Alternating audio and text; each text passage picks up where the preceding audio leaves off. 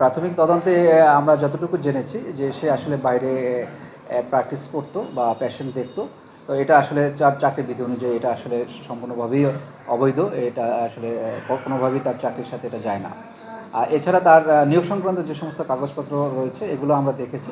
এগুলো আরও অধিক যাচাই করার প্রয়োজন রয়েছে। আমরা আরও যাচাই বাছাই করে তার নিয়োগ বিধি এবং তার যে সার্কুলারগুলো রয়েছে এগুলো দেখে শুনে আমরা যদি দেখি যে আসলে এক্ষেত্রে কোনো সমস্যা আছে তো আমরা সেটা নিশ্চয়ই দেখব এবং এটা নিয়ে মাঠ পর্যায়ে আরও অধিক তদন্ত করা হবে ইনশাল্লাহ। এই যে বাইরে চেম্বার করে এ বিষয়টা কনফার্ম। তো অফিস টাইম বা অফিস টাইমের বাইরে কোনোভাবেই সে চেম্বার করতে পারে না। আমরা খুব দ্রুতই এটা তদন্তের জন্য রিপোর্ট দেওয়ার জন্য বলা হয়েছে। যেহেতু আমরা সার্কুলারটা আজকে দেখতে পারি নাই এবং যে কর্তৃপক্ষ তাকে সনদ দিয়েছে তাদের সাথে যোগাযোগ করার বিষয়টা রয়েছে। এই দুইটা যোগাযোগ করে খুব দ্রুত এবং আপনাদের সাথে নিয়েই আমরা রিপোর্টটা দেব।